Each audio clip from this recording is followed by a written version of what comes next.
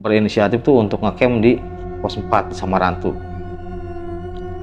Pada saat itu tuh tidak ada kejadian apa-apa gitu yang saya rasakan. Saat mereka mulai mendirikan tenda, ini ada kejadian, ada seseorang, nggak tahu orang atau apa, yang mukanya tuh datar gitu tanpa ekspresi. Dia tiba-tiba datang, duduk, lalu pergi lagi. Di pos 1 itu banyak pendaki yang berlalu lalang gitu, ada yang turun, ada yang ke atas. Setelah Bang Andri ini masuk ke gerbang Pohon Pinus itu, Bang Andri ini menengok ke belakang. Itu sama sekali nggak ada orang sama sekali. Padahal sebelumnya itu banyak orang di pos 1 itu.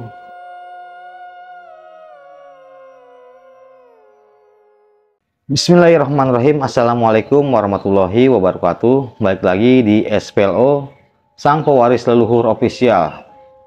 Pada kali ini gue coba akan membawakan sebuah cerita tentang kisah pendakian mistis yang berada di Gunung Slamet, di mana ada seseorang yang mendaki ke gunung ini terjebak di desa gaib.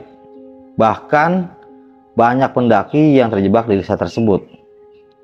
Nah, buat teman-teman semua nih yang penasaran dengan ceritanya, bantu support channel ini dengan cara like, subscribe, share ke teman-teman kalian, dan jangan lupa aktifkan juga lonceng notifikasinya agar teman-teman semua tidak ketinggalan video-video terbaru dari Sang Pewaris Leluhur Official. Tanpa berlama-lama lagi, langsung aja kita masuk ke ceritanya.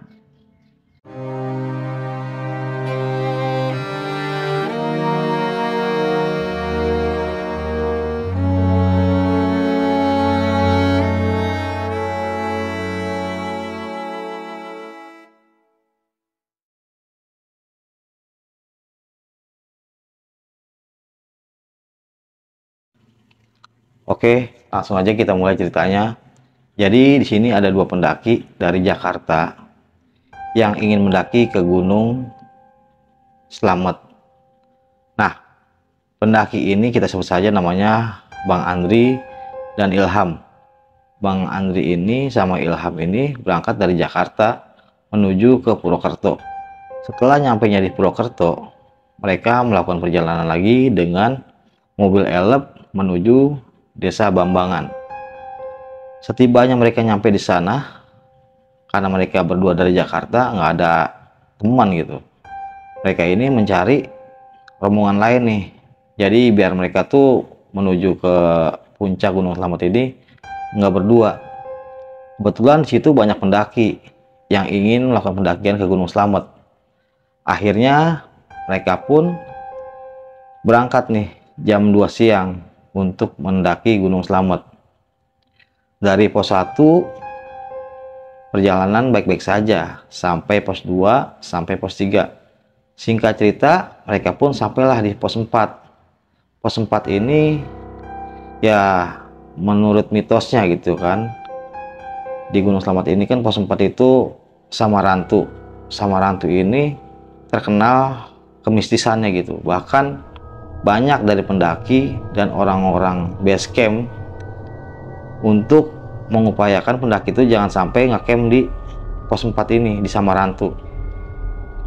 Singkat cerita, karena Bang Andri dan Ilham ini sudah merasa kelelahan, dan kebetulan juga pada saat itu sudah hampir malam, bisa dikatakan tuh udah ngelewatin maghrib lah. Rombongan yang lain tuh yang 8 orang ini yang barengan sama Bang Ilham dan Bang Andri ini sudah jalan duluan ke atas. Tinggal Bang Andri sama Ilham ini berinisiatif tuh untuk ngecamp di pos 4 Samarantu.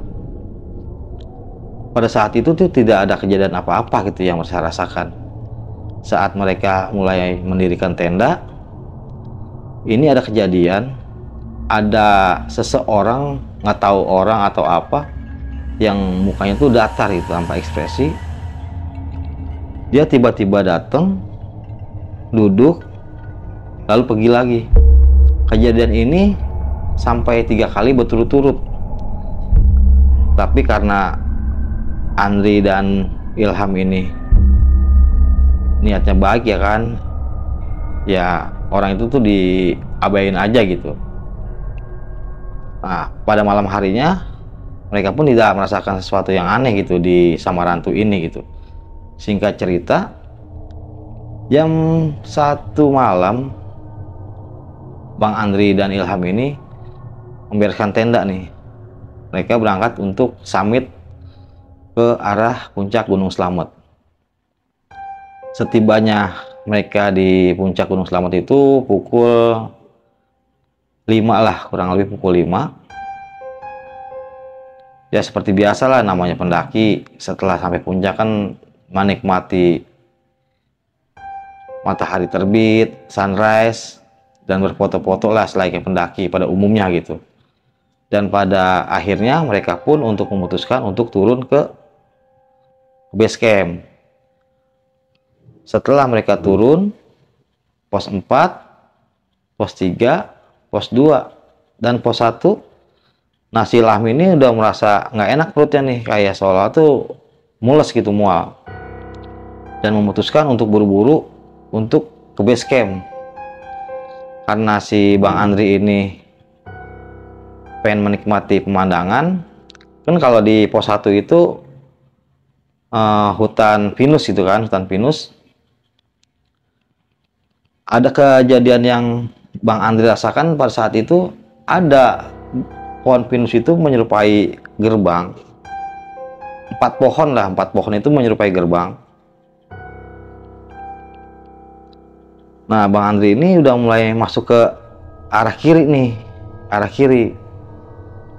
Setelah masuk ke gerbang pohon pinus itu, yang dirasakan Bang Andri itu suasana sangat senyap.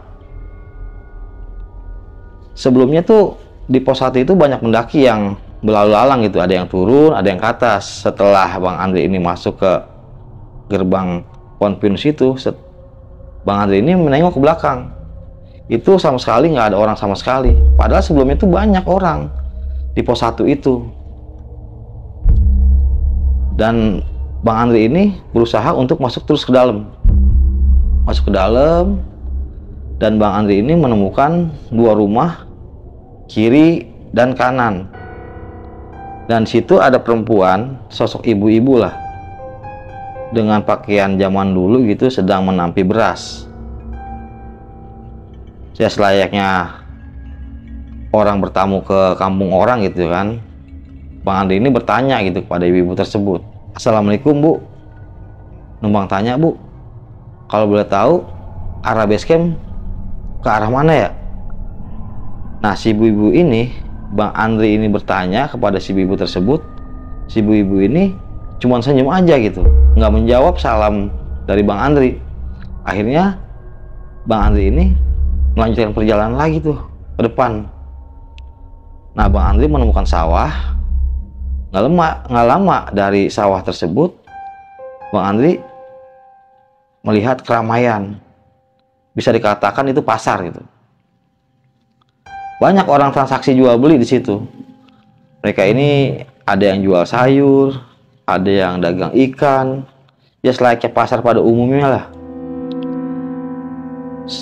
Saking banyaknya orang di situ, tapi orang di situ tuh nggak apa sih, cuek aja gitu sama Bang Andri. Kayaknya seolah tuh Bang Andri tuh nggak dianggap tuh di situ. Bang Andri akhirnya bertanya lagi kepada orang yang beli di pasar tersebut, "Pak, misi Pak, kalau ke arah base camp ke arah mana ya?" Dan lagi-lagi Bang Andri ini dicuekin, nggak dijawab sama sekali pertanyaan dari Bang Andri tersebut. Orang itu cuma senyum aja gitu. Dan gak lama kemudian, ketika Bang Andri ini menengok ke belakang, ada bapak-bapak, umurnya itu ya separuh baya lah, sekitar 50 tahun ke atas. Dan bapak-bapak itu bertanya, "Sampean mau kemana Mas?" Lalu Bang Andri menjawab, "Pak, kalau boleh tahu base camp Bambangan ke arah mana ya?" Nah si bapak-bapak tersebut tuh menjawab, "Sampean salah jalan Mas. Kalau sampean mau ke base camp, harusnya si Mas tadi belok ke kanan, jangan ke kiri." "Terus gimana Pak?" "Ya udah, sampean lurus saja. Kalau sampean balik lagi ke belakang, sampean nggak bakal ketemu. Udah lurus aja." Berapa lama Pak? Ya paling sekitar 1 jam. Nah akhirnya Bang Andri ini berjalan lagi nih ke depan. Berjalan ke depan sekitar 1 jam. Selama perjalanan itu menemukan perkampungan yang sama. 2 rumah di kiri dan kanan. Dan di situ Bang Andri menemukan sosok ibu-ibu tadi yang sedang menampi beras. Karena yang kejadian pertama ini nggak dijawab kan, akhirnya Bang Andri cuekin aja tuh jalan ke depan. Sama, Bang Andri ini menemukan sawah. Sawah, nggak lama ada pasar. Bang Andri di pasar yang kedua ini, pasarnya sama. Jadi kampung yang sama, rumah yang sama, dengan pasar yang sama. Bang Andri mau memperhatikan nih gerak-gerik orang yang ada di pasar tersebut. Nah pada saat itu ada orang yang transaksi jual beli barang, ngeluarin duit, bayar, pergi. Nggak lama begitu lagi, kayak seolah-olah tuh di apa ya, kayak pengulangan lah gitu, bisa dikatakan seperti itu. Nah Bang Andri ini sudah punya pikiran nih, jangan-jangan di belakang gua ada bapak-bapak lagi nih yang nanya gua. Nah setelah Bang Andri nengok belakang, si bapak-bapak yang tadi yang awal itu nggak ada. Nah ketika Bang Andri balik badan ke depan, Bang Andri menemukan si bapak-bapak yang tadi. Sampean mau kemana Mas? Pak, saya mau ke desa Bambangan, arah base camp sebelah mana ya Pak? Sampean salah jalan Mas. Kalau sampean mau ke desa Bambangan, ke base camp, harusnya Mas tadi belok kanan, bukan belok kiri. Terus saya gimana Pak? Ya sampean lurus aja ke depan. Kalau si Mas balik lagi jauh, udah lurus aja ke depan. Nah akhirnya Bang Andri ini ke depan lagi nih jalan. Setelah perjalanan 1 jam, Bang Andri ini menemukan kampung yang sama lagi. Jadi 1, 2, 3 menemukan kampung yang sama dengan gerak-gerik manusia yang sama, nggak ada bedanya. Dan situ Bang Andri memperhatikan aja orang yang ada di situ. Orang ini jual apaan sih? Ya kayak transaksi di pasar lah, jual beli segala macam gitu, sayuran, ikan. Bang Andri ini udah merasa lelah gitu kan. Dan akhirnya Bang Andri ini menemukan si bapak-bapak yang tadi. Sampean mau kemana Mas? Saya lelah Pak, saya pengen istirahat. Nah si bapak tersebut tuh menawarkan, ya udah kalau sampean lelah, ya udah nginep di rumah bapak aja. Akhirnya Bang Andri ini diajaklah ke rumah si bapak tersebut. Rumah si bapak ini bentuknya kayak rumah zaman dulu, masih bilik, dan atasnya itu, atapnya itu masih semacam kayak ijuk gitu, kayak perkampungan zaman dulu lah. Dan situ tuh banyak anak-anak kecil yang pada main naik sepeda segala macam, ya selayaknya perkampungan lah gitu. Nah di situ Bang Andri bertanya lagi, Pak, saya pengen pulang ke base camp. Ya sudah, istirahat dulu aja, besok saya anter. Ucapan si bapak tersebut. Singkat cerita malam,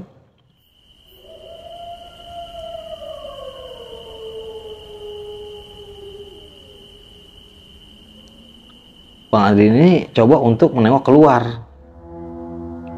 pengen tahu ya kan keadaan di luar rumah si bapak ini seperti apa sih. Nah ketika Bang Andri pengen berjalan keluar, nah Bang Andri ditegur nih sama sosok ibu-ibu, tapi nggak ada wujudnya gitu. Ya sudah Mas, nurut aja, jangan keluar. Sampean kan di sini orang baru, nurut aja Mas. Oh iya Bu. Akhirnya Bang Andri ini masuk ke dalam lagi. Singkat cerita, pas besok paginya Bang Andri ditanya, sampean mau pulang Mas? Iya Pak, saya mau pulang. Ya udah, siap-siap. Setelah Bang Andri siap-siap, Bang Andri diantar nih berjalan ke desa yang satunya lagi dengan orang yang sama. Jadi si bapak ini kayak kembar gitu, kayak kembar. Jadi si bapak yang A ini menyerahkan kepada si bapak yang A juga gitu, sama orangnya. Nah di situ setelah Bang Andri nyampe ke rumah si bapak tersebut, Bang Andri ini menemukan 3 pendaki. Ditanyalah sama Bang Andri, "Mas, sampean ngapain sini?" "Ya saya di sini aja. Saya sudah lama di sini." Ya bisa dikatakan nih orang yang pendaki 3 ini sudah lama berada di perkampungan gaib itu gitu. "Apa kalian nggak mau pulang?" "Ya saya pulang dan saya balik lagi ke sini."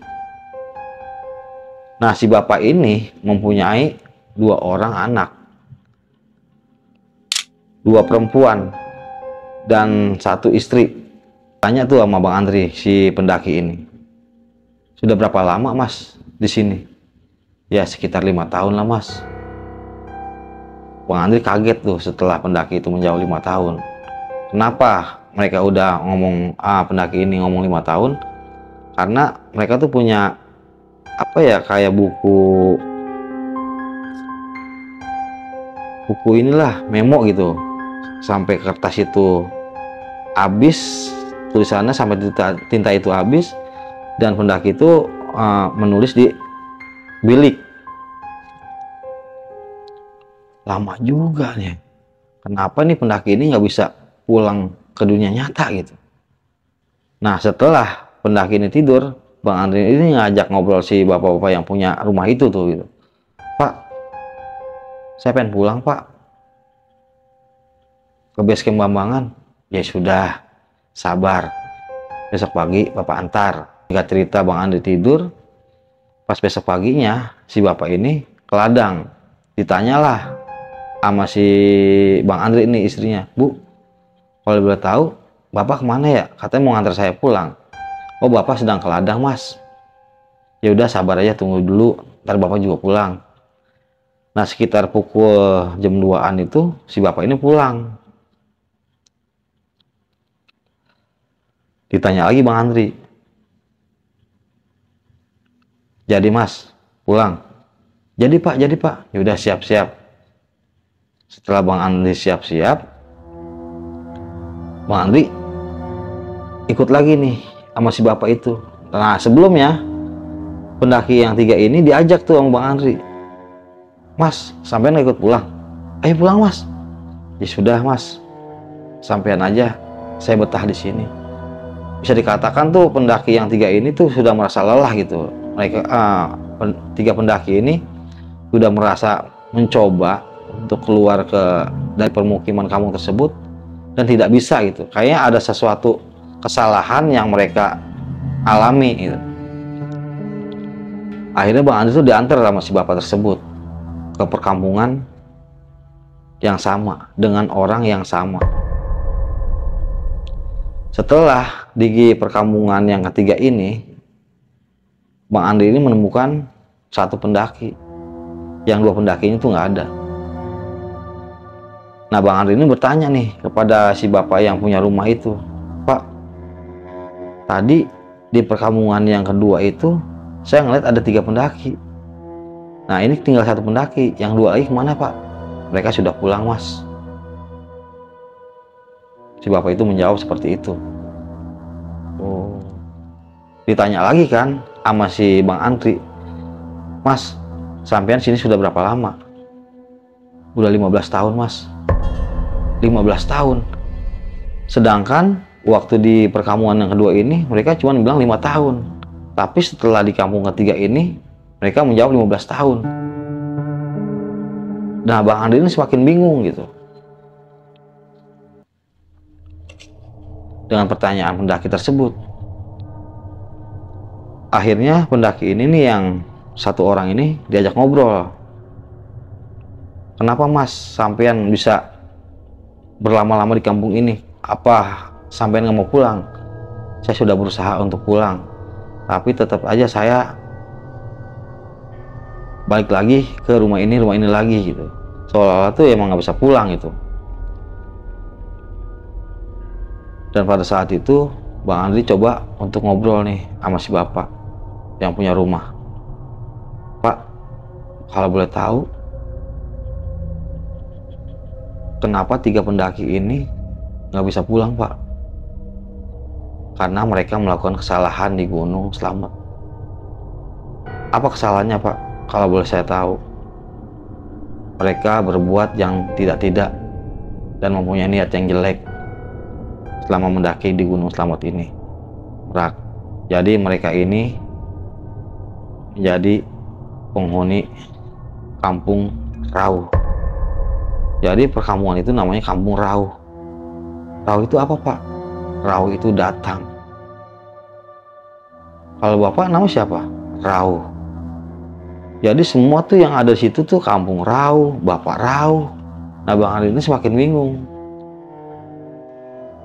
Akhirnya Bang Andri ini coba berkomunikasi lagi sama si Bapak. Pak, bisa nggak, Pak? Saya besok diantar pulang, Pak. Bisa, Nak. Karena kamu tuh orangnya tulus, ikhlas, dan tidak punya niatan yang macam-macam selama mendaki gunung ini. Nah, singkat cerita, Bang Andri besok paginya itu diantar lagi sama si bapak tersebut untuk pulang. Pas diantar pulang itu selama perjalanan, nah Bang Andri menemukan sawah. Benar, setelah sebenarnya kan dari pos 1 itu kan dari hutan pinus, nggak lama kan persawahan, baru base camp dan rumah penduduk lainnya. Nah Bang Andri itu, wah bener nih, udah sampai kan, udah sampai sawah. Dan bapak itu tuh mengucapkan gitu, lain waktu main ke kampung ini lagi, Nak. Kamu saya terima dengan baik di kampung ini. Iya, Pak. Kapan-kapan saya akan main ke kampung ini lagi. Dan pada saat itu Bang Andri mulai berjalan menelusuri sawah dan sampai di base camp Bambangan. Setelah di base camp, Bang Andri menemui Ilham. Nah, si Ilham ini nanya, Bang Andri, lu mana aja? Kok lama banget sih? Emang lu nungguin gue udah berapa lama? 1 jam. 1 jam. Sedangkan si Bang Andri ini di desa tersebut itu sudah 3 hari. 3 hari 3 malam. Ternyata di dunia nyata itu baru 1 jam. Ternyata dimensi nyata dan dimensi gaib itu berbeda gitu. Dan pada saat itu Bang Andri dan Ilham memutuskan untuk pulang ke Jakarta. Setibanya di terminal Purwokerto, ada nih salah satu calo